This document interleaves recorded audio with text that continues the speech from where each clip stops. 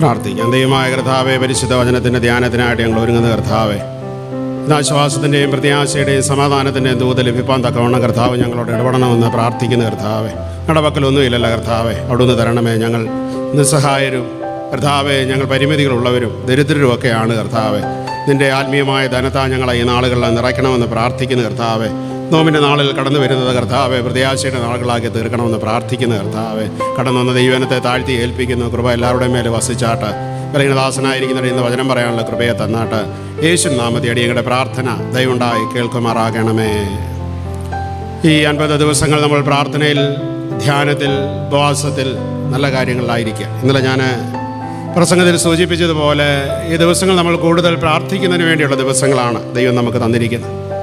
കഴിയുന്നിടത്തോളം സമയങ്ങളിൽ ഉപവാസം എടുക്കാനുള്ള, നമുക്ക് സാധാരണ രീതിയിൽ നമുക്കറിയാം, വെള്ളിയാഴ്ച ഉപവസിക്കുന്ന ആളുകൾ ഉപവാസം എടുക്കും. ഞായറാഴ്ച വിശുദ്ധ കുർബാനയുടെ ഒരുക്കത്തിൻ്റെ ഭാഗമായിട്ട് ഉപവസിക്കുന്ന ആളുകളുണ്ട്. ഇപ്പോൾ ആഴ്ചയിൽ കുറഞ്ഞത് വെള്ളിയും ഞായറും ഒക്കെ ഉപവാസം നമുക്കുണ്ട്. അത് വളരെ നല്ല കാര്യമാണ് ശരീരത്തിൻ്റെ. അതിൽ കൂടുതൽ ഉപവസിക്കാൻ സാധിക്കുന്നുണ്ടെങ്കിൽ ഈ നാളുകൾ നമ്മുടെ ആത്മീയ ബലത്തിന് അത് മുഖാന്തരമായിട്ട് തീരും. ഈ ദിവസങ്ങൾ നമ്മൾ വെറുതെ വരികയല്ല. നമുക്ക് ഓരോ പ്രാർത്ഥനാ വിഷയങ്ങൾ, നമുക്ക് ഓരോ വേദനകളുണ്ട് നമ്മുടെ ജീവിതത്തിൽ. ദൈവസന്നിധി നമ്മൾ പ്രാർത്ഥിക്കുകയാണ്. എന്താണ് ദൈവഹിതം?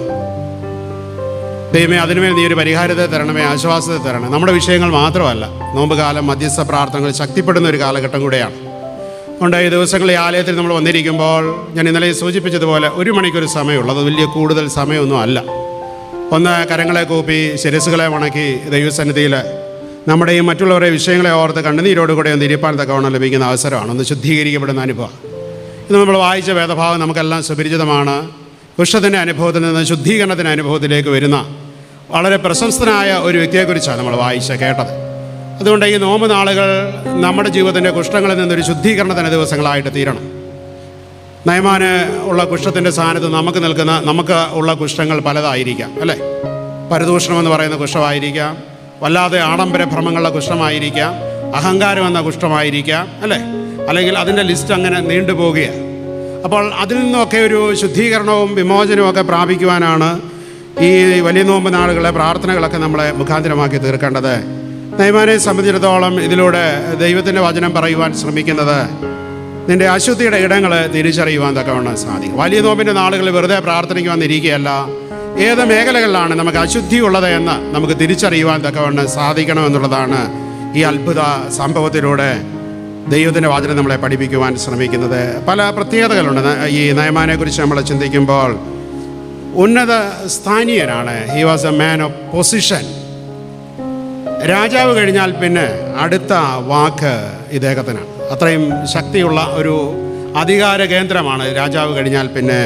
He was second in command. ഒത്തിരി പ്രത്യേകതകൾ ഉണ്ട് എന്ന് നമ്മൾ പറയുമ്പോൾ ഒരു പക്ഷേ അതിനകത്തുണ്ട്, ഒരു ബട്ടുണ്ട്, അല്ലേ? ഉന്നത സ്ഥാനീയനാണ്. എന്നാൽ അതിനുശേഷമുള്ള ഭാഗം പൂരിപ്പിക്കുമ്പോഴാണ് പ്രയാസമെന്ന് പറയുന്നത്. He was a man of popularity, he was a man of prestige. വളരെ പ്രശസ്തനായ വ്യക്തിയാണ് നയമാൻ. കാരണം പല യുദ്ധങ്ങൾ രാജ്യത്തിന് വേണ്ടി യുദ്ധങ്ങളൊക്കെ ജയിച്ചു വരുന്നവർക്ക് വീരപരിവേഷമാണ് ഈ കാലഘട്ടത്തിൽ പോലും ഒക്കെ, അല്ലേ? ഈ അടുത്ത സമയത്ത് കാർഗിൽ യുദ്ധം നടന്നപ്പോഴും നമുക്കറിയാം മറ്റ് പല യുദ്ധ സ്ഥാനങ്ങളിലൊക്കെ അവർക്ക് ലഭിക്കുന്ന പ്രത്യേക പരിഗണന എന്ന് പറയുന്നത്. നയമാൻ വളരെ പ്രശസ്തനായിരിക്കുന്ന മനുഷ്യനാണ്, വളരെ പോപ്പുലറാണ്, യുദ്ധങ്ങൾ ജയിച്ചവനാണ്, വിജയ കഥകൾ ഒത്തിരി പറയുവാൻ സാധിക്കും. He was a man of prosperity. വലിയ സമ്പന്നനായ മനുഷ്യനാണ്. അതുകൊണ്ടാണ് പ്രവാചകനെ കാണാൻ വരുമ്പോൾ നമ്മുടെ വായിക്കുന്നുണ്ട്, ആ ഭാഗം മുഴുവൻ നമ്മൾ വായിക്കണം. ഇഷ്ടം പോലെ പണവും കൊണ്ടാണ് വരുന്നത്, സ്വർണവും. സമ്പന്നനായതുകൊണ്ടാണ് അങ്ങനെ വരുവാൻ സാധിക്കുന്നത്. അതുകൊണ്ട് ജീവിതത്തിൻ്റെ ഒത്തിരി ഉയർച്ചയുടെ സ്ഥാനങ്ങളിൽ ഇരിക്കുന്ന ആളുകളാണ്. എന്നാൽ ഒരു കുഷ്ഠരോഗി എന്ന് പറയുമ്പോൾ ജീവിച്ചിരിക്കുമ്പോൾ തന്നെ ശവസംസ്കാരം ഏറ്റുവാങ്ങേണ്ടി വരുന്നവനാണ് ഒരു കുഷ്ഠരോഗി എന്ന് പറയുന്നത്. ശവസംസ്കാരത്തിന് തയ്യാറാകുന്നവരുടെ അടയാളങ്ങൾ എന്താണ്? ജീവനില്ലാത്ത ബന്ധങ്ങൾ. ഇന്ന് നമുക്കുള്ള ബന്ധങ്ങളൊക്കെ എങ്ങനെ ഇരിക്കും? നമ്പോ നോമ്പി നമ്മൾ ഒരുമിച്ച് ധ്യാനത്തിന് കടന്നു വന്നിരിക്കുമ്പോൾ നമ്മുടെയൊക്കെ സ്നേഹബന്ധങ്ങൾ ഒരു ചത്ത അവസ്ഥയിലായിരിക്കുന്നുവെങ്കിൽ ഒരു കുഷ്ഠരോഗിയുടെ സ്ഥാനത്താണ് നമ്മൾ നിൽക്കുന്നത്, അല്ലേ? എവിടെയൊക്കെയോ മരവിച്ചിരിക്കുന്ന അനുഭവങ്ങൾ, എവിടെയൊക്കെയോ സ്നേഹം നഷ്ടപ്പെട്ടിരിക്കുന്ന അനുഭവങ്ങൾ, തമ്മിൽ കണ്ടാൽ ഒരു സ്പർശനമില്ലാതെ പോകുന്ന അനുഭവങ്ങൾ, അല്ലേ? കണ്ടാൽ ചിരിക്കാൻ പറ്റുന്നില്ല, മിണ്ടാൻ പറ്റുന്നില്ല, അല്ലേ? ഒന്ന് തോളോട് തോൾ ചേർന്ന് നിൽക്കാൻ പറ്റുന്നില്ല, ഒന്ന് ഒരുമിച്ചിരിക്കാൻ പറ്റുന്നില്ലെങ്കിൽ ഈ കുഷ്ഠരോഗത്തിൻ്റെ മറ്റ് തലങ്ങളാണ് നമ്മുടെ സാമൂഹിക ബന്ധങ്ങളിലും ആത്മീയ ബന്ധങ്ങളിലും ഒക്കെ നമുക്ക് കാണുവാൻ സാധിക്കുന്നത്. വേദന അറിയത്തില്ല. മറ്റുള്ളവൻ്റെ വേദനയൊന്നും ഒരു പ്രശ്നമൊന്നുമല്ല. അപ്പുറത്തെ വീട്ടിൽ ഒരാൾ മരിച്ചെന്ന് പറഞ്ഞാൽ പോലും കയറാത്ത ആളുകളുള്ള അല്ലേ, അവർക്ക് തോന്നുന്നൊരു വിഷയമൊന്നുമല്ല. ആര് മരിച്ചാൽ എന്നാ, മരിച്ചില്ലെന്തോ അല്ലേ. അവരുടെ വേദനയൊന്നും അവരുടെ ഹൃദയത്തെ സ്പർശിക്കുന്നില്ല. കുഷ്ഠരോഗത്തിന് സമാനമായിരിക്കുന്ന ജീവിത അനുഭവങ്ങളാണ് കാണുവാൻ സാധിക്കുന്നത്. അതുകൊണ്ട് ഈ സ്പർശനവും മുഖത്തെ പുഞ്ചിരിയൊക്കെ നഷ്ടപ്പെട്ടു പോകുന്ന ഒരു വൈകാരികമായി ചത്ത അവസ്ഥയാണ്. ഇമോഷണൽ ഡെഡ്നെസ് എന്ന് പറയും സൈക്കോളജിയിൽ. അതിന് ആരെയും കേൾക്കുന്ന ഇഷ്ടമല്ല, ആരോടും മിണ്ടുന്ന ഇഷ്ടമല്ല, ഒരു പ്രത്യേക ദ്വീപായിട്ട് ഒരു ഐലൻഡായിട്ട് ഇങ്ങനെ നടക്കുവാൻ തക്കവണ്ണം ശ്രമിക്കുന്ന അവസ്ഥകളാണ്. ആരുടെയും പ്രയാസങ്ങളോ ഭാരങ്ങളോ ഏറ്റെടുക്കുവാനോ അവർക്ക് വേണ്ടി ഒന്ന് പ്രാർത്ഥിക്കുവാനോ സാധിക്കാത്ത ഒരവസ്ഥയാണ്. അതുകൊണ്ട് are you preparing for A funeral service? നമ്മളൊരു ശവസംസ്കാര ശുശ്രൂഷയ്ക്കായിട്ട് ഒരുങ്ങുകയാണോ? എന്താണ് നമ്മുടെ അവസ്ഥ? ചിലരെയൊക്കെ മരണം നേരത്തെ കഴിഞ്ഞ് ഇനി അടക്കത്തിൻ്റെ ശുശ്രൂഷ നടക്കാനുള്ളതേ ഉള്ളൂ. ആ അവസ്ഥയിലാണ് ചിലരിയ്ക്കുന്നത്. അങ്ങനെയാണ് ചിലരുടെ ജീവിതത്തിൻ്റെ അവസ്ഥ. അടക്കത്തിൻ്റെ ശുശ്രൂഷ അത് നിശ്ചയിച്ച തീയതിയിൽ നടക്കാൻ പോകുന്നേ ഉള്ളൂ. ചിലരുടെ അടക്കം കഴിഞ്ഞു. അങ്ങനെയാണ് അവരുടെ ആ സ്നേഹബന്ധം കാണുമ്പോഴും അവരുടെ സാമൂഹിക ബന്ധങ്ങൾ കാണുമ്പോഴും അവരുടെ ജീവിതത്തിൻ്റെ ഇൻറ്റിമസി കാണുമ്പോഴും ഒക്കെ നമുക്ക് പഠിക്കുവാനും ചിന്തിക്കുവാനും തക്കവണ്ണം സാധിക്കുന്നത്. അതുകൊണ്ട് സഭയായിട്ട് ഒരു സമൂഹത്തിൻ്റെ വേദനകളെ ഏറ്റെടുക്കുമ്പോഴാണ് അത് ഏറ്റവും അർത്ഥവത്തായിട്ട് തീരുന്നത്. അതുകൊണ്ടാണ് ആശാഭവൻ ഉണ്ടായതും സ്മൃതി ഉണ്ടായതും മറ്റ് സ്ഥാപനങ്ങളൊക്കെ നമുക്കുണ്ടായത്. ഈ സമൂഹത്തിൻ്റെ വേദന ഏറ്റെടുക്കുക. അതുകൊണ്ട് വലിയ നോമ്പ് പറയുവാൻ ശ്രമിക്കുന്നത്, നോമ്പിൽ നമുക്ക് വർജനങ്ങൾ ഉണ്ടാകുമ്പോഴും ഏറ്റവും പ്രധാനപ്പെട്ട ഒരു കാര്യമാണ് നമ്മളെ കൊണ്ട് സാധിക്കുന്ന രീതിയിൽ നമ്മൾ ചിലരുടെ വേദനകൾ ഏറ്റെടുക്കുക. എന്നിട്ട് ഞാൻ പറഞ്ഞല്ലോ, കഴിഞ്ഞ ദിവസം പള്ളിയിൽ ഞായറാഴ്ചയും പറഞ്ഞു, നമ്മൾ അർപ്പിക്കുന്ന സ്തോത്രാഴ്ചകൾ ചെറുതോ വലുതോ ആയിക്കൊള്ളട്ടെ, അതൊരു നല്ല കാര്യത്തിന് വേണ്ടിയാണ് നമ്മൾ ഉപയോഗിക്കുക. കഴിഞ്ഞ പ്രാവശ്യം നമ്മൾ നോമ്പ് നമസ്കാര പ്രാർത്ഥനയുടെ ഭാഗമായിട്ട് നമുക്ക് ലഭിച്ച സ്തോത്ര കാഴ്ച അത് 6,00,000 രൂപയിലധികം നമുക്ക് കിട്ടി. നമ്മുടെ 2 വീടുകളുടെ പുനരുദ്ധാരണത്തിന് വേണ്ടി ആ പണം പൂർണ്ണമായിട്ടും വിനിയോഗിച്ചു. നമ്മുടെ ഇടവകയിൽ തന്നെയുള്ള 2 വീടുകൾ തന്നെയാണ്. നമ്മൾ അർപ്പിക്കുന്ന ആ സ്തോത്ര കാഴ്ചകൾ അർഹതപ്പെട്ട ഇടങ്ങളിലെത്തുമ്പോഴാണല്ലോ നമ്മുടെ ഈ ദിവസങ്ങളിലെ നോമ്പിൻ്റെ കൂടിവരവുകളൊക്കെ ഏറ്റവും അനുഗ്രഹമായിട്ട് തീരുന്നത്. അതുകൊണ്ട് വേദനിക്കുന്നവരോടൊപ്പമുള്ള യാത്രയാണ് നോമ്പെന്ന് പറയുന്നത്. ഇന്ന് അത് എത്രത്തോളം നമുക്ക് സാധിക്കുന്നു എന്നുള്ളത് നമ്മൾ ചിന്തിക്കേണ്ട കാര്യമാണ് ഇവിടെ പറയുവാൻ ശ്രമിക്കുന്നത്. Understand the unholy place in our life. അതുകൊണ്ട് നീ ഒരു ശവസംസ്കാരത്തിന് വേണ്ടിയല്ല നീ ഒരുങ്ങുന്നത്, നിത്യതയ്ക്ക് വേണ്ടി ഒരുങ്ങുവാൻ നിനക്ക് സാധ്യമായിട്ട് തീരണം. ഒരു ശവോടക്കിന് വേണ്ടി ഒരുങ്ങാനല്ല ഇന്ന് നിങ്ങൾ എൻ്റെ മുമ്പിൽ വന്നിരിക്കുന്നത്. നിത്യതയ്ക്ക് വേണ്ടി, സ്വർഗീയ പൗരത്വത്തിന് വേണ്ടി ഒരുങ്ങുവാനാണ് നിങ്ങൾ ഓരോരുത്തരും, നമ്മളെല്ലാവരും ദൈവസന്നിധിയിൽ വന്നിരിക്കുന്നത് എന്നുള്ളതാണ് ഇവിടെ പറയുവാൻ ശ്രമിക്കുന്നത്. ഈ പ്രയാസം ആ കാലഘട്ടത്തിൽ ഏറ്റവും വലിയ മാരകമായ അസുഖമാണ് കുഷ്ഠരോഗം. ഇന്നതിന് ഒരുപാട് മെഡിക്കൽ സയൻസ് വളർന്നിരിക്കുന്നു. ഇന്ന് വേറെ അതിൻ്റെ സ്ഥാനത്ത് നമ്മളെ ഞെട്ടിപ്പിക്കുന്ന പല അസുഖങ്ങൾ ഉള്ള ഒരു കാലഘട്ടത്തിലാണ് നമ്മൾ ജീവിക്കുന്നത്. 1,00,000 ഒരാൾക്ക് ബാധിക്കുന്നതുണ്ട്, 10,000 ഒരാൾക്ക് ബാധിക്കുന്നതുണ്ട്, ചിലപ്പോൾ അതിലും 50,00,000 ഒരാൾക്ക് ബാധിക്കുന്ന അപൂർവ അസുഖങ്ങളുള്ള ഒരു കാലഘട്ടത്തിലൂടെയാണ് നമ്മളെ കടന്നുപോയിക്കൊണ്ടിരിക്കുന്നത്. അപ്പോൾ സൗഖ്യം എവിടെ നിന്ന് വരും എന്നുള്ളത് ഈ ശക്തിമാനായിരിക്കുന്ന മനുഷ്യൻ, സർവ്വ സൈനാധിപനായിരിക്കുന്ന ആരാം രാജ്യത്തെ സർവ്വ സൈനാധിപനായിരിക്കുന്ന നയമാൻ ചിന്തിച്ച് കാണും. അദ്ദേഹം ചിന്തിച്ചത് അദ്ദേഹത്തിനൊരു പൊളിറ്റിക്കൽ ഹീലിംഗ്, ഒരു രാഷ്ട്രീയ സൗഖ്യം കിട്ടുമെന്ന് അദ്ദേഹം വിചാരിച്ചു. കാരണം നല്ല പിടിപാടുള്ളവനാണ്. രാജാവ് കഴിഞ്ഞാൽ അടുത്ത അധികാര കേന്ദ്രമാണ്. അതുകൊണ്ട് എനിക്ക് സൗഖ്യം എൻ്റെ രാഷ്ട്രീയമായ പിടിപാട് ഉപയോഗിച്ച് കിട്ടുമെന്ന് ഒരു പക്ഷേ ഈ മനുഷ്യൻ ചിന്തിച്ച് കാണും. നമ്മളുമൊക്കെ അങ്ങനെ ചിന്തിക്കും. ചില ഭരണങ്ങളിലൊക്കെ നമുക്ക് ചില സ്വാധീനങ്ങളുണ്ടെങ്കിൽ നമ്മൾ വിചാരിക്കും എല്ലാം, നമ്മൾ പറയും ചിലരെ കണ്ടാൽ മതി എല്ലാം സാധിച്ചു തരും എന്നുള്ളത്. നയമാനും ചിന്തിച്ച് കാണും, കാരണം അതുപോലുള്ള സ്ഥാനത്ത് ഇരിക്കുന്ന ആളാണ്. എന്നാൽ ഒന്നും നടന്നില്ല പ്രിയമുള്ളവരെ. ചില രോഗങ്ങളുടെ മുമ്പിൽ അങ്ങനെയാണ്. നമുക്ക് എത്ര രാഷ്ട്രീയ സ്വാധീനമുണ്ടെന്ന് പറഞ്ഞാലും, എത്ര അധികാര കേന്ദ്രങ്ങളോട് നമ്മൾ ചേർന്ന് നിന്നെന്ന് പറഞ്ഞാലും ചിലപ്പോൾ വട്ടപൂജ്യമായിട്ട് പോകും. അങ്ങനെയാണ് നമ്മൾ പലരുടെ അനുഭവങ്ങൾ. എത്ര നേതാക്കന്മാർ പട്ടുപോകുന്നത് നമ്മൾ ചില സമയങ്ങളിലൊക്കെ കണ്ടിരിക്കുന്നു. ഇവിടെ നയമാനം ഇതൊന്നും രക്ഷിച്ചില്ല എന്നുള്ളതാണ് ഇവിടെ ചിന്തിക്കുവാനും പഠിക്കുവാനും സാധിക്കുന്നത്. മറ്റൊന്ന്, സൗഖ്യം എവിടെ നിന്ന് വരും? It will come from money power. കയ്യിലിഷ്ടം പോലെ പണമുണ്ട്. ഇപ്പം ഞാൻ പറഞ്ഞല്ലോ, പ്രവാചകനെ കാണാൻ വരുമ്പോൾ വെട്ടിക്കണക്കിന് സ്വർണം കൊണ്ടാണ് വരുന്നത്. നമ്മുടെ പണം നമ്മളെവിടെയാണ് രക്ഷിക്കാൻ പോകുന്നത്? പണമുണ്ടെങ്കിൽ മരുന്ന് മേടിക്കാം. സാധാരണ നമ്മൾ പറയുന്ന ഒരു സൗഖ്യത്തെ മേടിക്കാൻ നമ്മളെ കൊണ്ടൊന്നും പറ്റത്തില്ല. അതിന് നമ്മൾ ആളായിട്ടില്ല എന്നുള്ളതാണ് വാസ്തവമായിരിക്കുന്ന കാര്യം എന്ന് പറയുന്നത്. ഈ മനുഷ്യനെ സംബന്ധിച്ചിടത്തോളം ഇതൊന്നും സഹായിച്ചില്ല. അടുത്തത് സൗഖ്യം എവിടെ നിന്ന് വരും? It will come from military powers. നമുക്കറിയാം, രാജ്യത്തെ ഏറ്റവും നല്ല ട്രീറ്റ്മെൻറ്റ് കിട്ടുന്നത് പലപ്പോഴും പട്ടാളക്കാർക്കാണ്. കാരണം മിലിറ്ററി ഹോസ്പിറ്റലുകൾ ഈ രാജ്യത്തെ ഏറ്റവും ശക്തമായ ചികിത്സാ സംവിധാനം ഉള്ളതാണ്. ഒരു കാലഘട്ടത്തിൽ അത് അവിടെയും നമുക്ക് ചിന്തിക്കുവാൻ സാധിക്കും. അതുകൊണ്ട് അവർക്ക് നമുക്കറിയാം, അവർ രാജ്യസേവനം ചെയ്യുന്നത് കൊണ്ട് അവർക്ക് പണം കൊടുക്കണ്ട. അവർക്ക് ഏത് ആധുനികമായ ചികിത്സയും ഈ പട്ടാളക്കാർക്ക് കൊടുക്കാനുള്ള സംവിധാനം രാജ്യത്തിനുണ്ട്. കാരണം അവർ രാജ്യത്തിന് വേണ്ടി കഷ്ടപ്പെടുന്നതുകൊണ്ടാണ്. ഈ സംവിധാനം ആ ഒരു കാലഘട്ടത്തിനും ഉണ്ടായിരുന്നു വിചാരിക്കാം. സൗഖ്യം കിട്ടിയില്ല എന്നുള്ളതാണ് ഇവിടെ നമുക്ക് വായിക്കുവാൻ തക്കവണ്ണം ശ്രമിക്കുന്നത്. Healing from ungods. അദ്ദേഹത്തിൻ്റെ ദൈവവിശ്വാസം എന്ന് പറയുന്ന ഇസ്രായേലിലെ ജീവനുള്ള ദൈവത്തിലായിരുന്നില്ല വിശ്വാസം.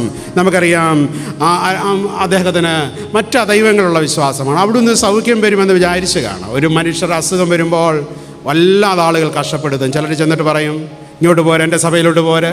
ചിലർ പറയും, ഇങ്ങോട്ട് പോരെ, അങ്ങോട്ട് പോരെ, ഇങ്ങോട്ട് പോരെ.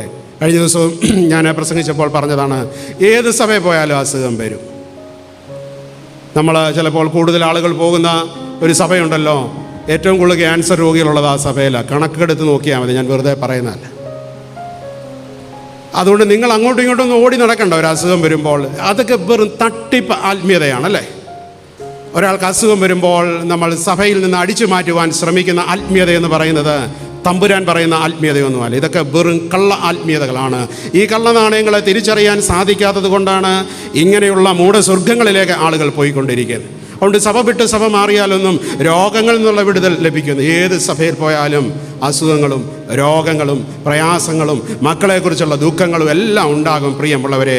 എന്നാൽ എവിടെയായിരുന്നാലും അതിനെ അതിജീവിപ്പാനുള്ള കൃപ തരുന്ന തമ്പുരാനാണ്. അതിനെ അതിജീവിപ്പാനുള്ള കൃപ തരുന്ന തമ്പുരാനാണ്. അത് നമുക്ക് മനസ്സിലാക്കുവാൻ തക്കവണ്ണം സാധ്യമായിട്ട് തീരണം. അതുകൊണ്ട് നമുക്ക് ഈ നാളുകളിലൊക്കെ ഒരുപാട് സൗഖ്യത്തിന് ഇടങ്ങളുണ്ട് എന്ന് നമ്മളെ പറയും. സുഖചികിത്സകളുടെ കാലഘട്ടമാണ് അല്ലേ. ചിലയിടത്ത് ഇപ്പോൾ ആയുർവേദ ട്രീറ്റ്മെൻറ്റ് തന്നെ മഹാ തട്ടിപ്പാണ്. ഇഷ്ടം പോലെ പൈസ വിദേശികളിൽ നിന്ന് മേടിച്ചിട്ട് സുഖചികിത്സ എന്ന് പറഞ്ഞ് ഇത് ക്രമീകരിക്കുകയാണ്. അവസാനം അന്നേരം ഈ നമുക്ക് പറയുന്ന പോലെ മസാജ് ചെയ്യുമ്പോൾ ബ്ലഡ് ഓടുമ്പോൾ ശരീരത്തിനൊക്കെ ഒരു സുഖം ലഭിക്കുന്നതല്ലാതെ ഭൂരിപക്ഷ ആളുകൾക്ക് അത് കഴിഞ്ഞിട്ടൊന്നും വലിയ കാര്യമായ മാറ്റങ്ങൾ സംഭവിക്കുന്നില്ല. കളിപ്പീര് പ്രസ്ഥാനങ്ങളെക്കുറിച്ചാണ് ഞാൻ പറയുന്നത്. എന്നാൽ ആയുർവേദത്തിന് നല്ല വശങ്ങളുണ്ട്, അതിനെ ഞാൻ വിമർശിക്കുന്നില്ല. അതുകൊണ്ട് എന്താണ് ഇവിടെ സംഭവിക്കുന്നത്? ഇന്ന് ഒരുപാട് കുളങ്ങളും തോടുകളും ഒക്കെ ഉണ്ട് എന്ന് നമ്മൾ ചിന്തിക്കുവാൻ തക്കവണ്ണം ശ്രമിക്കും. എന്നാൽ ഇവിടെ എന്നാണ് പറയുന്നത്? We have swimming pool. നമുക്കിന്ന് സ്വിമ്മിംഗ് പൂളുകളുണ്ട്. പക്ഷേ സൗഖ്യത്തിൻ്റെ പൂളുകളാണോ? പല വീടുകളിലും ഇപ്പോൾ അത് നിർമ്മിക്കുന്നതിനോട് ചേർന്ന് സ്വിമ്മിംഗ് പൂളുകളുണ്ട്.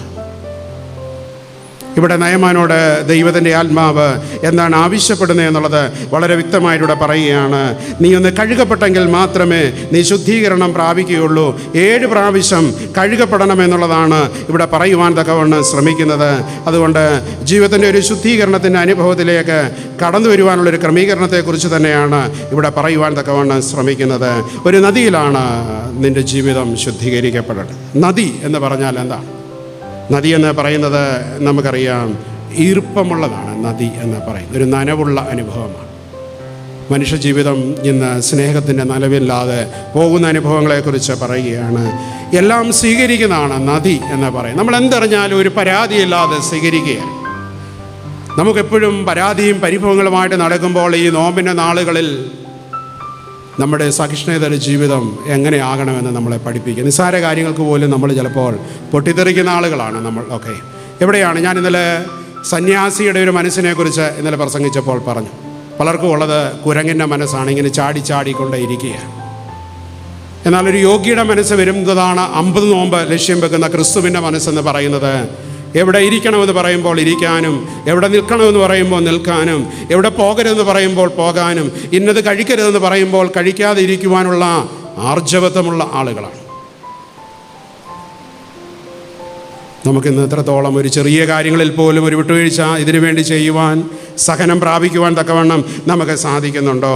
നമ്മളെ ശുദ്ധീകരിക്കുന്ന, ആശ്വാസം പകരുന്ന അനുഭവമാണ് നദി എന്ന് പറയുന്നത്. നമ്മൾ വിചാരിക്കും, എന്തിനാണ് ഈ 7 പ്രാവശ്യം മുങ്ങാൻ പറഞ്ഞതല്ലേ?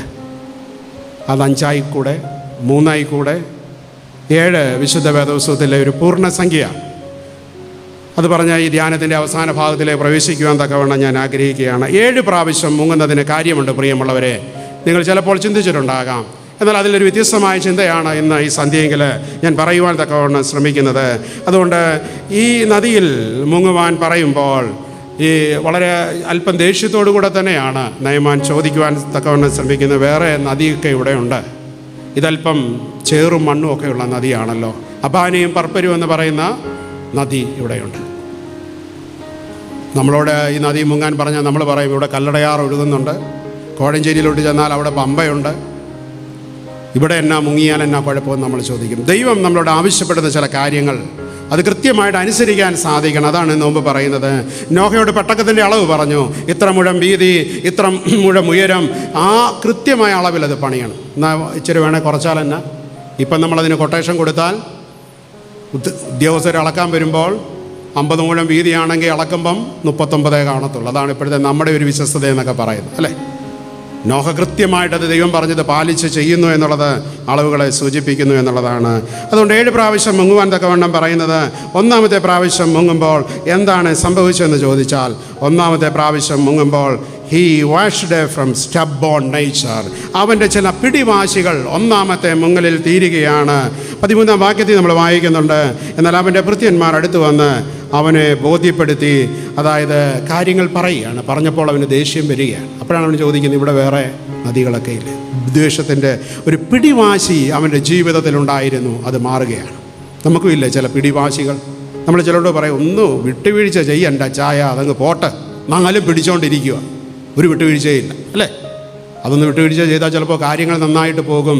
ഒന്നാമത്തെ മുങ്ങലിൽ പ്രിയമുള്ളവരെ, നയമാൻ്റെ ഈ പിടിവാശികളുടെ സ്വഭാവത്തിന് ഒരു രൂപാന്തരം സംഭവിക്കുന്നു.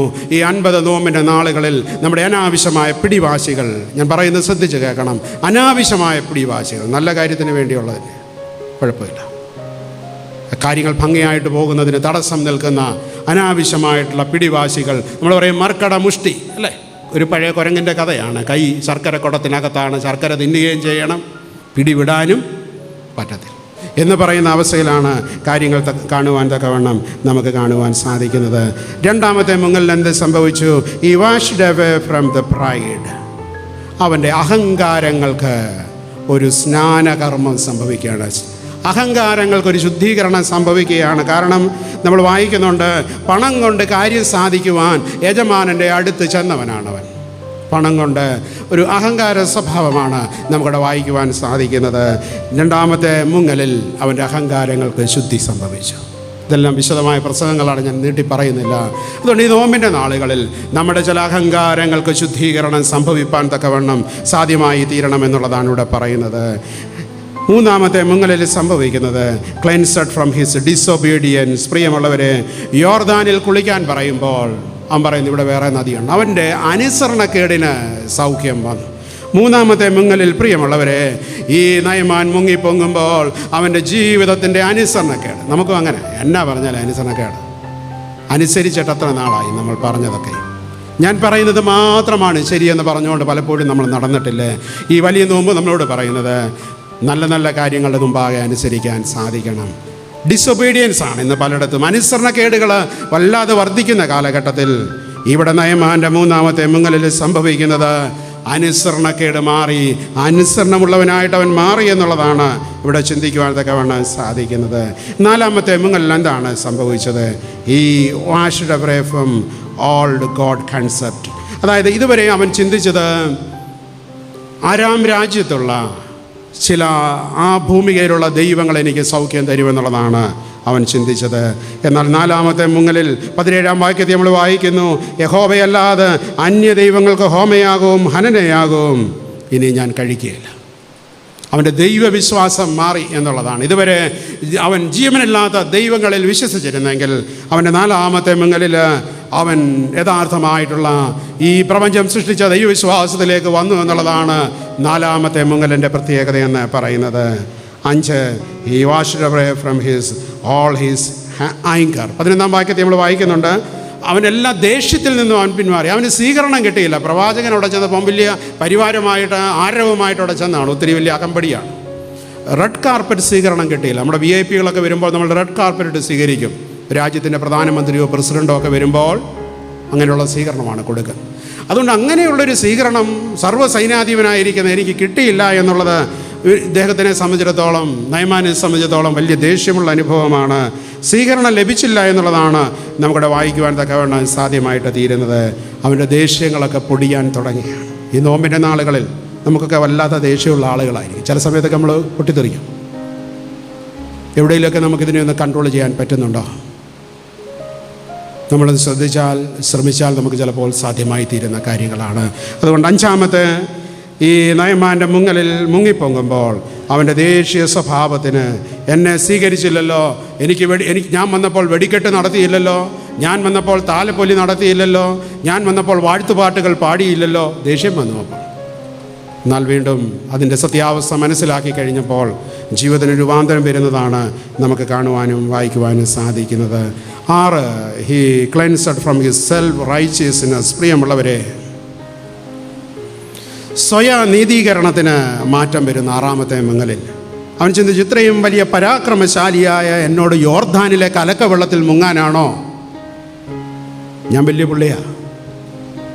സ്വയനീതീകരണം പലപ്പോഴും നമ്മളെയൊക്കെ പല രീതിയിൽ ഭരിക്കും, പല നാളുകളിലൊക്കെ, അല്ലേ? എന്നാൽ ഈ നോമ്പിൻ്റെ നാളുകളിൽ നമ്മളോട് ആവശ്യപ്പെടുന്നത്, നമ്മുടെ സ്വയം നീതീകരണം തെറ്റാണെങ്കിൽ അതിൽ നിന്ന് മാറണം. നമുക്ക് ചിലപ്പോൾ ഒത്തിരി പൊങ്ങച്ചം പറയാൻ സാധിക്കും. സെൻറ്റ് തോമസ് വന്നപ്പോൾ മുങ്ങിയതാണ്. സെൻറ്റ് തോമസ് വന്നപ്പോൾ എൻ്റെ അപ്പനാണ് വീടിൻ്റെ വരാന്തയിരുന്ന് കരിക്ക് വെട്ടിക്കൊടുത്തത്. ഇപ്പോൾ മർത്തോമ പൈതൃകം എന്നൊക്കെ പറഞ്ഞ് വലിയ മഹാമഹങ്ങൾ നടത്തുകയാണ്. ഇതിനൊക്കെ എത്രയോ വർഷങ്ങൾക്ക് മുമ്പ് ഈ സഭ തോമസ് ലീഗായുടെ പിന്തുടർച്ചയും പാരമ്പര്യവും പിന്തുടരൂ എന്നത് റോയൽ കോടതിയിൽ പറഞ്ഞ സഭയാണ്, രാജാവിൻ്റെ കോടതിയിൽ. അന്നിതൊന്നും വേണ്ടെന്ന് പറഞ്ഞ ആളുകളാണ്. മർത്തോമ പൈതൃകം കേരളത്തിലുള്ള 7-8 ക്രൈസ്തവ സഭകൾക്കുള്ളത്, അല്ലാതെ ഒരാൾക്ക് മാത്രം അവകാശപ്പെടാനുള്ളതൊന്നുമല്ല മർത്തോമ പൈതൃകം. സിമ്പിൾ ഉദാഹരണമേ ഉള്ളൂ. ഒരപ്പന് 5 മക്കളുണ്ടെങ്കിൽ നമുക്കറിയാം, കോടതി വിധിക്കുമ്പോൾ കോടതിയുടെ നിയമം അനുസരിച്ച് പണ്ടാണെങ്കിൽ ആൺമക്കൾക്കേ വിധിക്കത്തുള്ളൂ, പെൺമക്കൾക്ക് വിധിക്കത്തില്ല. അതുകൊണ്ട് ഈ പെൺകുഞ്ഞ് അപ്പൻ്റെ മകളല്ലാതാകുമോ? ചെറിയൊരു ഉദാഹരണമാണ് ഞാൻ പറഞ്ഞു. അതുകൊണ്ട് ഈ രാജ്യത്ത് വിധിക്കപ്പെടുന്ന കോടതി വിധികളെല്ലാം 100% സമഗ്രമാണെന്ന് ആരും വിചാരിക്കേണ്ട. അതൊക്കെ പുനഃപരിശോധിക്കപ്പെടേണ്ട കാര്യം. അതൊക്കെ ചില ആംഗിളിൽ നിന്നുകൊണ്ടാണ് കോടതി വിധികൾ പറയുന്നത്, അല്ലേ? അഭിയുക്ത മലങ്കര സഭയുടെ മെത്രാപ്പൊലീത്തയായിരുന്ന പാലക്കുന്നത്ത് മാത്യൂസ് മാർ അത്തനേഷ്യസ് തിരുമേനി ഈ സഭയുടെ മുഴുവൻ മെത്രാപ്പൊലീത്തയായിരുന്നു. ചരിത്രം ഞാൻ പറഞ്ഞു പോകുന്നില്ല. ഈ ചില സംഭവങ്ങൾ ഈ അടുത്ത കാലത്ത് നടക്കുന്നത് കൊണ്ട് ഞാനിന്ന് പരാമർശിച്ചു പോയി എന്നുള്ളത് മാത്രമേ ഉള്ളൂ. 6ാമത്, മുങ്ങിപ്പൊങ്ങുമ്പോൾ ജീവിതത്തിൻ്റെ സ്വയം നീതീകരണം മാറുന്ന അനുഭവമാണ്. 7ാമത്തെ അവസാനത്തെ മുങ്ങലിൽ സംഭവിക്കുന്നത്, he cleansed from his cares from his body. അവൻ്റെ ശരീരം കുഷ്ഠത്തിൽ ബാധിച്ചിരുന്നുവെങ്കിൽ 14ാമത്തെ വാക്യത്തിൽ നമ്മൾ വായിക്കുന്നു, ആ ചെറിയ ബാലൻ്റെ ദേഹം പോലെ ആയിത്തീർന്നു. ഈ നോമ്പിൻ്റെ നാളുകൾ അതാണ് സംഭവിക്കുന്നത്. കുഷ്ഠം എന്ന് പറഞ്ഞാൽ ഒരു പ്രതീകമായിട്ടാണ് ഞാൻ പറയാൻ ശ്രമിച്ചത്. അനേക കുഷ്ഠങ്ങൾ നമ്മുടെ ജീവിതത്തിൽ സ്വാധീനം ചെലുത്തുമ്പോൾ അതിൽ നിന്നൊക്കെ മാറി ഒരു കുഞ്ഞിൻ്റെ ശരീരം പോലെ നയമാൻ്റെ ശരീരമായി തീർന്നു എന്നുള്ളതാണ് നമുക്ക് ഈ ഭാഗത്ത് വായിച്ചെടുക്കുവാൻ തക്കവണ്ണം സാധിക്കുന്നത്. അതുകൊണ്ട് 50 നോമ്പിൽ നമ്മൾ നോമ്പ് ആചരണം പൂർത്തിയാക്കുമ്പോൾ ശരീരത്തിലും മനസ്സിലും ആത്മാവിലും ശുദ്ധീകരണം പ്രാപിക്കുന്നവരായിട്ട് തീരുവാൻ തക്കവണ്ണം നമുക്ക് സാധിക്കണം. പരാക്രമശാലിയാണ്, പക്ഷേ കുഷ്ഠരോഗിയാണ്. നമ്മൾ ചിലരെക്കുറിച്ച് പറയും, ആൾ വലിയ പ്രാർത്ഥനക്കാരിയാണ്, പക്ഷേ പൂരിപ്പിച്ചാൽ മതി. അയാൾ വലിയ പ്രമാണിയാണ്, പക്ഷേ എന്ന് പറയുന്ന പോലാണ് നയമാൻ്റെ ജീവിതം. ചില വൈകൃതങ്ങളുണ്ട് ജീവിതത്തിൽ, ചില കളങ്കങ്ങളുണ്ട് ജീവിതത്തിൽ. If character is lose everything is. ജീവിതത്തിൻ്റെ ഇമേജ് നഷ്ടപ്പെട്ടാൽ പിന്നെ വലിയ സങ്കടകരമായിരിക്കുന്ന അനുഭവമാണ്. നമ്മളും ചില സമയങ്ങളിൽ നയമാൻ്റെ പ്രതിനിധിയല്ലേ പ്രിയമുള്ളവരെ? നമ്മൾ ചിലതൊക്കെ മറച്ചിരിക്കുകയാണ്. പല രീതിയിൽ മറച്ചിരിക്കുന്ന അവസ്ഥകളാണ് നമുക്ക് കാണുവാൻ സാധിക്കുന്നത്. പല പ്രഗത്ഭന്മാരും നയമാന്മാരാണ് എന്നുള്ളതാണ് വാസ്തവം എന്ന് പറയുന്നത്. ഇവിടെ അടിമ പെൺകുട്ടിയാണ് ഈ നയമാൻ്റെ ജീവിതത്തിൻ്റെ സൗഖ്യത്തിന് പിടിച്ചോണ്ട വന്നത് അടിമയായിട്ട്. ഇപ്പോൾ നമ്മളൊന്ന് ചിന്തിച്ചാൽ, വേറൊരു രീതിയിൽ പറഞ്ഞാൽ, അടിമ പെൺകുട്ടിയായിട്ട് വീട്ടിൽ വരുന്ന ചിലരെ സംബന്ധിച്ചിടത്തോളം അവർ പറയും, ഇയാൾക്ക് ഇതല്ല ഇതിൻ്റെ അപ്പുറത്തെ വരണമെന്നാണ് ചിന്തിച്ചത്. എന്നാൽ ആ പെൺകുട്ടി ആ യജമാനന് നന്മ വരണമെന്നാണ് ചിന്തിക്കുന്നത്. കാരണം ആ അടിമ പെൺകുട്ടിയായിട്ട് വീട്ടിൽ വന്നതാണ്. അതിലൂടെ ദൈവത്തിൻ്റെ നാമം മഹത്വമെടുക്കുമെന്ന് അവൾ ചിന്തിച്ചു എന്നുള്ളതാണ് ഇവിടുത്തെ ഏറ്റവും വലിയ പ്രത്യേകതയെന്ന് പറയുന്നത്. അതുകൊണ്ട് ഈ നാളുകളിൽ മാനസാന്തരപ്പെടുവാൻ തക്കവണ്ണം നമുക്ക് സാധ്യമായിട്ട് തീരണം. അതുകൊണ്ട് നമ്മുടെ കളങ്കങ്ങളെ ചൂണ്ടിക്കാണിക്കുമ്പോൾ നമുക്ക് മാറുവാൻ തക്കവണ്ണം സാധ്യമായിട്ട് തീരണം. ഡിസംബർ 31 രാത്രിയിൽ നമ്മൾ കരഞ്ഞു വിളിച്ച് പോയിട്ട് മാത്രം കാര്യമില്ല. ഇപ്പോൾ എന്തായി? നമ്മുടെ കുറവുകളെ ദൈവം കാണിക്കുമ്പോൾ ഒന്ന് രൂപാന്തരപ്പെടുവാൻ തക്കവണ്ണം നമുക്ക് സാധ്യമായി തീരണമെന്നുള്ളതാണ് വചനം നമ്മളോട് പറയുവാൻ തക്കവണ്ണം ശ്രമിക്കുന്നത്. സാക്ഷ്യം പറഞ്ഞിട്ട് ഇറങ്ങിപ്പോയ അനുഭവങ്ങളൊക്കെ നമുക്ക് ജീവിതത്തിൽ ഉണ്ടെങ്കിലും എന്തായി തീർന്നു എന്നുള്ളതാണ് നമ്മൾ ചിന്തിക്കേണ്ട കാര്യമെന്ന് പറയുന്നത്. അതുകൊണ്ട് ഈ നാളുകളിൽ നമ്മുടെ ജീവിതത്തെ ശുദ്ധീകരിപ്പാൻ തക്കവണ്ണമാണ് ഇവിടെ പറയുന്നത്. നയമാനെ കൊണ്ട് കൂട്ടിയാൽ കൂടില്ല, ഇത് തമ്പുരാൻ വിചാരിച്ചാലേ പറ്റുള്ളൂ. ചില കാര്യങ്ങൾ വരുമ്പോൾ അങ്ങനെ നമ്മളെ കൊണ്ട് കൂട്ടിയാൽ കൂടത്തില്ല. നമ്മളെത്ര ബലം പിടിച്ചാലും, ഞാൻ മുമ്പേ പറഞ്ഞ പോലെ രാഷ്ട്രീയ അധികാരം ഉണ്ടായാലും, മണി പവർ ഉണ്ടായാലും, മിലിറ്ററി പവർ ഉണ്ടായാലും, ആത്മീയ മേഖലയിൽ ചിലരുടെ സ്വാധീനം ഉണ്ടായി എന്ന് പറഞ്ഞാലും ഒന്നും രക്ഷപ്പെടത്തില്ല പ്രിയമുള്ളവരെ. ഇത് തമ്പുരാൻ കൂട്ടിയാലേ കൂടത്തുള്ളൂ. അതങ്ങനെ നമുക്കെല്ലാത്തിനും മറുപടി പറയുവാൻ നമ്മുടെ ജീവിതത്തിൽ സാധിച്ചെന്ന് വരികയില്ല. യോർദാനിലേക്കുള്ള നയമാൻ്റെ ഇറക്കം അവൻ്റെ അഹങ്കാരത്തിൽ നിന്നുള്ള പടിയിറക്കമാണ്. ഞാൻ 7 കാര്യങ്ങൾ പറഞ്ഞല്ലോ. 7 പ്രാവശ്യം മുങ്ങി. യോർദാനിലേക്കുള്ള നയമാൻ്റെ ഇറക്കം അവൻ്റെ അഹങ്കാരത്തിൽ നിന്നുള്ള പടിയിറക്കമാണ്. നമ്മുടെ ജാടകൾ, നമ്മുടെ കള്ളങ്ങൾ മാറ്റി നമുക്കും ആത്മസൗഖ്യത്തിൻ്റെ യോർദാനിലേക്ക്, ഒരു കഴുകലിൻ്റെ അനുഭവത്തിലേക്ക് നമുക്ക് പ്രവേശിക്കുവാൻ തക്കവണ്ണം സാധിക്കണം. നിഷ്കളങ്കതയുടെ ഒരു കുഞ്ഞിൻ്റെ ശരീരം പോലെ നമ്മുടെ മനസ്സും ശരീരമായി തീരുവാൻ തക്കവണ്ണം സാധിക്കണം. നയമാൻ പറഞ്ഞതുപോലെ ഇസ്രായേലിലല്ലാതെ ഭൂമിയിലെങ്ങും ഒരു ദൈവമില്ല എന്നുള്ളത് നമുക്ക് പറയുവാൻ തക്കവണ്ണം സാധിക്കും. ഇതുവരെ എൻ്റേതാണ് മെച്ചമെന്ന് പറഞ്ഞുകൊണ്ട് നടന്നവനാണ്. ഇപ്പോൾ ഒരു തിരിച്ചറിവിലേക്ക് വരികയാണ്. ശരിയായ ദൈവബോധത്തിലേക്ക് നയിക്കുന്നതായിരിക്കണം നോമ്പിൻ്റെ അനുഭവം എന്ന് പറയുന്നത്. അതാണ് ഏറ്റവും വലിയ പ്രത്യേകതയെന്ന് പറയുന്നത്. നയമാൻ അവസാനം നന്ദിയുടെ സ്തോത്രാർപ്പണം നടത്തുന്നതാണ് ഈ ഭാഗത്ത് നമ്മൾ വായിക്കുന്നത്. ദൈവം നടത്തിയ വഴികളെ ഓർത്ത് നയമാൻ സ്തോത്രം പറയുകയാണ്. എന്ത് നന്മ കിട്ടിയാലും ഒരു താങ്ക് യു പറയുവാൻ തക്കവണ്ണം നമുക്ക് സാധിക്കുന്നുണ്ടോ പ്രിയമുള്ളവരെ? എലീശായ്ക്ക് കൊടുത്തതൊന്നും എലീശ മേടിച്ചില്ല. അവസാനം എലീശയുടെ കയ്യിൽ നിന്ന് മേടിച്ചുകൊണ്ട് പോവുകയാണ് നയം. എന്താണ് മേടിച്ചത്? എനിക്ക് 2 ചുമട് മണ്ണ് വേണം, അത്രയേ ഉള്ളൂ. എല്ലാവർക്കും ഇത്രയൊക്കെ ഉള്ളൂ അല്ലേ? അവസാനം ഈ മണ്ണേ ഉള്ളൂ. അത് ഓർത്തോണം നമ്മളല്ലേ. ഇത് പ്രവാചകൻ, സൗഖ്യം നൽകിയ പ്രവാചകൻ ചവിട്ടി നിന്ന ഇസ്രായേലിൻ്റെ ദൈവം ഉണ്ട് എന്ന് വിശ്വസിക്കുന്നൊരനുഭവം. ആ മണ്ണ് കൊണ്ടുപോയിട്ട് നയമാൻ അവിടെ യാഗപീഠം പണിയുന്നതിന് വേണ്ടി കൊണ്ടുപോവുകയാണ്. ദൈവം നിനക്ക് ഉപകാരം ചെയ്യുമ്പോൾ നമ്മുടെ മനസ്സിൽ ഒരു യാഗപീഠം ഉയരുവാൻ തക്കവണ്ണം സാധിക്കണം. പലയിടത്തും യാഗപീഠങ്ങൾ ഇടിഞ്ഞു കിടക്കുകയാണ്. അച്ചായൻ എവിടാണ്? വെയിറ്റിംഗ് ഷെഡിലിരിപ്പാണ്. അമ്മാമ്മ എവിടാണ്? വാട്സപ്പിലിരിക്കുകയാണ്. മക്കൾ DJ പാർട്ടിയിലാണ്. യാഗപീഠങ്ങൾ പലയിടങ്ങളിലും ഇടിഞ്ഞു കിടക്കുകയാണ്. നോമ്പിൻ്റെ പ്രാർത്ഥന വെച്ചാൽ എത്ര പേർക്ക് വരുവാൻ താല്പര്യമുണ്ട് പ്രിയമുള്ളവരെ? നമ്മുടെ യാഗപീഠങ്ങളൊക്കെ തകർന്നു കിടക്കുകയാണ്. ഞാൻ പറയും, ചെറിയ കുഞ്ഞുങ്ങളെ മുതൽ നമ്മൾ ചേർത്ത് നിർത്തി ഈ ആചരണങ്ങളുടെ കൊണ്ടുപോയി അവരെ രൂപപ്പെടുത്തിയെടുക്കുവാൻ നമ്മുടെ പ്രാർത്ഥനാ ജീവിതങ്ങൾ മുഖാന്തരമായി തീരണമെന്നുള്ളതാണ് ഇവിടെ പറയുന്നത്. സന്ധ്യയ്ക്ക് ഇന്ന് പ്രാർത്ഥനകൾ നിന്നു പോകുമ്പോൾ, ഉപവാസ പ്രാർത്ഥനകളൊക്കെ നമ്മൾ മുടക്കി കളയുമ്പോൾ, നമ്മുടെ ആരാധനകൾ മുടങ്ങുമ്പോൾ, നമ്മൾ നോമ്പ് വേണ്ട എന്ന് പറയുമ്പോൾ നമ്മുടെ യാഗപീഠം തകർത്ത് കളയുകയാണ്. 7 പ്രാവശ്യം മുങ്ങുന്നത് ഒരു ആത്മീയ വ്യായാമമാണ്. നോമ്പിന് സമയത്തുള്ള ആത്മീയ വ്യായാമം ഏതാണെന്ന് ചോദിച്ചാൽ നമുക്കറിയാം, കുമ്പിടിയിലിൻ്റെ ശുശ്രൂഷയാണ്. ഒരു സ്പിരിച്വൽ എക്സസൈസ്. നമ്മൾ യോഗയ്ക്ക് പോകുന്ന ആളുകളുണ്ട്, പ്രാണായാമം ചെയ്യുന്ന ആളുകളുണ്ട് അല്ലേ? മറ്റ് പല രീതിയിലുള്ള വ്യായാമങ്ങൾക്ക് പോകുന്ന ആളുകളുണ്ട്. ഇതൊരു ആത്മീയ വ്യായാമത്തെ ശക്തിപ്പെടുവാൻ തക്കവണ്ണം പറയുന്നു. അത് നോമ്പിൽ കൊമ്പിടിയിലാകാം, ഉപവാസമാകാം, നമ്മുടെ ജീവിതത്തിൻ്റെ നന്മയ്ക്ക് വേണ്ടിയുള്ള പ്രവർത്തനങ്ങളെക്കുറിച്ചാണ് ഇവിടെ പറയുവാൻ ശ്രമിക്കുന്നത്. അടിയനി യഹോവയ്ക്കല്ലാതെ അന്യ ദൈവങ്ങൾക്ക് ഹനനയാഗം, ഹോമയാഗം കഴിക്കില്ല എന്നുള്ളതാണ് ഇവിടെ പറയുവാൻ തക്കവണ്ണം ശ്രമിക്കുന്നത്. കൊണ്ടുവന്ന വല്ലാതെ മൂത്തുപോയ ജീവിതങ്ങൾക്ക് ശിശു സമാനമായ ജീവിതം ലഭിക്കുവാൻ ആത്മസൗഖ്യങ്ങളുടെ യോർദാനിലേക്ക് നമുക്ക് ഇറങ്ങാം. വല്ലാതെ മൂത്തുപോയ, ഞാനത് കൃത്യമായിട്ട് പറയുകയാണ്, ശിശു സമാനമായ ജീവിതങ്ങൾക്ക്. നമുക്കറിയാം മൂത്തുപോയ സാധനം, ഇപ്പം വെണ്ടയ്ക്ക മൂത്തുപോയാൽ അത് നമുക്ക് കറി വെക്കാൻ രുചിയുണ്ടോ അല്ലേ? അങ്ങനെ മൂത്തുപോകുന്ന പല സാധനങ്ങളുണ്ടല്ലേ. നമ്മളെക്കുറിച്ച് ഇങ്ങനെ പറയുകയാണ്, നമ്മളൊക്കെ വല്ലാതെ മൂത്ത് വിളഞ്ഞു കിടക്കുക, പ്രയോജനമില്ല.